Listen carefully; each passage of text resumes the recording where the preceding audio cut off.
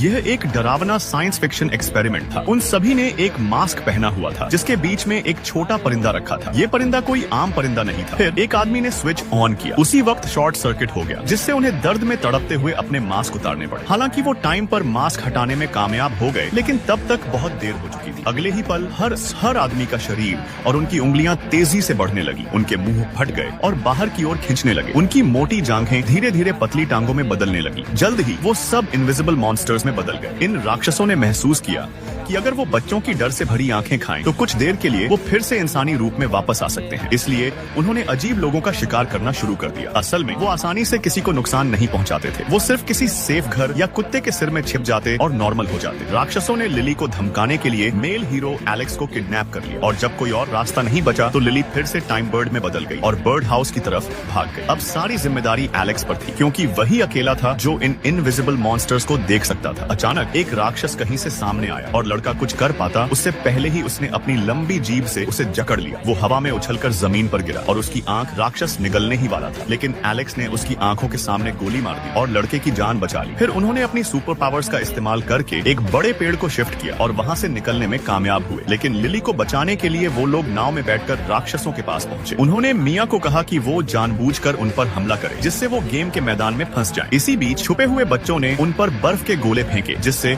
उनका असली रूप दिखने लगा। फिर कंकालों का एक झुंड बाहर आया और राक्षसों के साथ लड़ाई शुरू हो गई। हालांकि वो छोटे थे लेकिन बहुत ताकतवर योद्धा थे। कुछ ही देर में राक्षस खत्म हो गए। फिर रायान ने हजारों मधुमक्खियां बाहर निकाली जिन्हें वो बेतहाशा कंट्रोल कर रहा था। एक लड़की ने देखा कि राक्षस बाथटब में जम गया है तो उसने झट से मूंगफली फेंकी। अचानक जमीन से शकरकंद की मिठाइयां उग आईं जिससे राक्षस एक तिल की बॉल में फंस गया और मर गया। दूसरे राक्षस ने एक कटे हुए भ्रूण पर हमला किया, लेकिन लड़की ने अपने पिछले दांतों से उसकी बांह काट ली। फिर जुड़वा बहनों ने जब गुस्से से देखा तो एक राक्षस पत्थर की जबान के साथ गिर गया और चकनाचूर हो गया। जब हार करीब लगी तो कछुए जैसा राक्षस सरदार जल्दी से तिलचट्टा बन गया, लेकिन उसकी किस्मत खराब थी। उसके छोटे भाई ने ही उसकी आंखें निकाल दी और उसे जमीन पर पटक दिया। वो भी मर गया और इस तरह उन्होंने हमेशा के लिए पक्षियों को बचा लिया। कहानी खत्म होती है। वो सब जहाज में सवार हुए और अपने महल लौट गए जहाँ वो हमेशा के लिए सुकून से रहने लगे।